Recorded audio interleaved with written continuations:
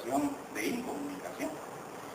El código audiovisual incorporado al sistema educativo, es decir, el código audiovisual se ha incorporado al sistema educativo en forma de internet, de monitores de televisión, para ver si así los chavos son capaces de aprender. Pero esto lo que hace es crear más dependencia del código audiovisual. Pero bueno, esto es lo que pasa de los años 50 para acá. Entonces, de los años 50 para acá, la literatura pierde importancia, pierde centralidad. ¿Por qué? Porque el código letrado pierde centralidad. Lo sustituye el código audiovisual. Y ojo, no es cierto eso de que una imagen vale más que 1000 palabras. Depende de qué imagen y qué palabra. Porque, pues naturalmente, si yo les describo un accidente automovilístico, me tardo más y no lo hago tan bien como una película del accidente. Pero eso es un nivel descriptivo de la comunicación. Pero ¿cómo van ustedes a sustituir con imágenes una frase como, por ejemplo, la famosa frase de Marx, el capital es una relación social? ¿Con qué fotos van a decir eso? ¿Con qué películas van a decir eso? O pienso, luego existo. No se puede. Entonces, es un error pensar que el código audiovisual puede sustituir al letrado. En el campo educativo puede ser un gran auxiliar, eso sí, pero auxiliar, no sustituto. Entonces, la capacidad de hablar, la capacidad de escribir, es directamente proporcional a la capacidad de pensar. No es cierto cuando a uno le dicen, si lo sé pero no lo puedo decir. No lo puede decir, no lo sabe. Así de simple. Si yo sé una cosa y la entiendo, la puedo explicar. Si no puedo, no la entiendo. Y no la entiendo porque no tengo las palabras para entenderla. Porque solo mediante palabras se puede entender las cosas. Es decir, no podemos entender algo que no tenga nombre. No se puede. Todo tiene un nombre.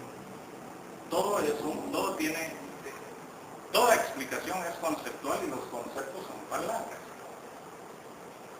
Entonces nosotros podemos imaginar sin palabras. Cerramos los ojos y pensamos que estamos en Atitlán.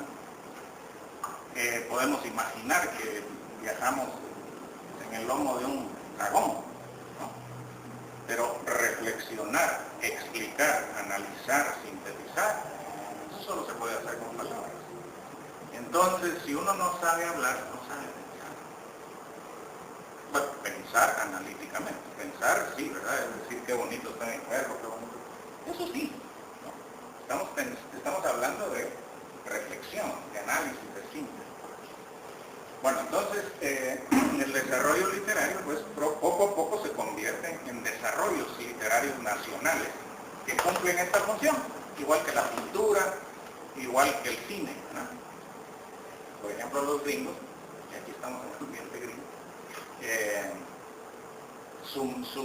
su medio privilegiado para hacer esto es el cine de Hollywood. Es ahí donde se creó el héroe gringo, ¿no? Que es capaz de derrotar a los vietnamitas, aunque Vietnam les haya ganado la guerra. O sea, Rambo derrota a los vietnamitas solitos, pero la guerra la perdieron. Entonces, se construye cohesión, se construye legitimación, se construye identidad mediante el objeto cultural, que antes era letrado. Walt Whitman, por ejemplo, es uno de los padres de la cultura estadounidense, mediante un poema monumental que se tardó toda la vida en hacer, y que fue haciendo así por pedacitos, pegándolo, ¿no? Hasta que pues terminó aquel monumento verbal. O lean otro monumento verbal, es La Rusticatio Mexicana de Rafael Andívar, el gran poema de la colonia latinoamericana, ¿no? Un libro monumental que construye la patria de los criollos, es decir, prefigura la patria de los criollos, los dueños de la tierra, los dueños de las encomiendas, en fin. Entonces, La literatura sirve, como toda construcción cultural, para estas tres cosas. Claro que un autor cuando se sienta a escribir no va a decir, ahorita voy por la cohesión, después voy por la ley. No, porque es una expresión subjetiva, ¿no?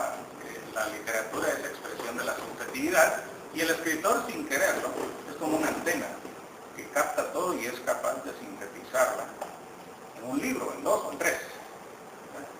Y eso sirve para que la gente se entere, ya sea de su propio presente o de su pasado.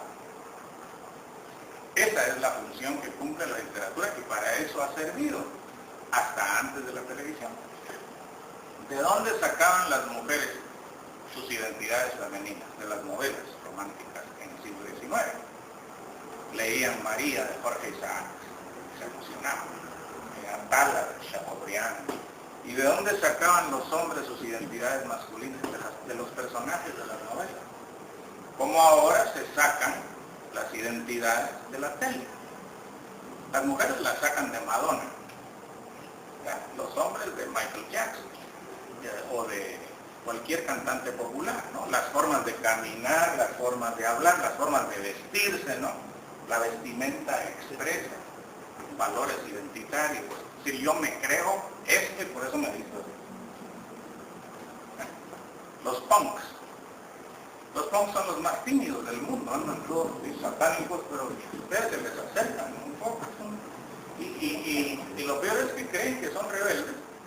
Y esa ropa es la más cara que hay. Hay que irla a comprar a boutiques especializadas, ¿no? O sea que es una rebeldía dentro del mercado, es una rebeldía dentro del consumismo. Pero bueno, esta es otra cosa. Lo que quiero decir es que la literatura sirve para estas tres cosas. Lo que pasa es que desde los años 50, la literatura, fue hecha a un lado no por el cine, por la televisión. El cine convivió con la literatura y se nutrió de la literatura. Es la tele, ¿no? La que llega, se mete en la casa, primero está en la sala y después está en el comedor. Ahora ya empezó a salir y después en el dormitorio. Ahora ya empezó a salir del dormitorio. Aunque ahora pues ya hay 4 o 5 televisores en la misma casa, depende de cuántos hijos tenga la gente, ¿no? Y entonces el consumo audiovisual es constante. Y es hipnótico porque la luz sale del aparato como un reflector. Y la luz hipnotiza. No es como el cine, que la luz rebota en la pantalla. Entonces,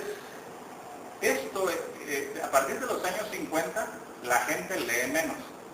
Hay gente que me ha dicho a mí, pero es que nunca se han producido tantos libros como ahora.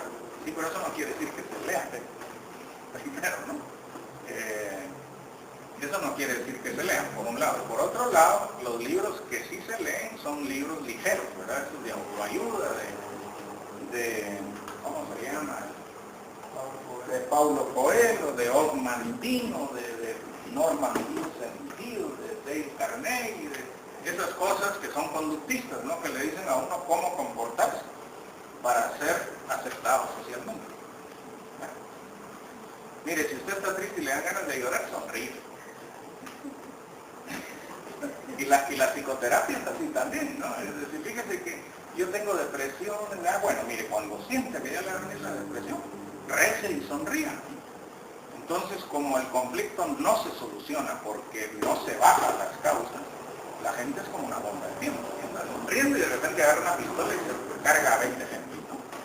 O como Columbine, ¿verdad? O Virginia Tech, todos esos que los niños han matado a sus compañeros y a sus profesores, ¿no? Democráticamente. Entonces, en pocas palabras, pues,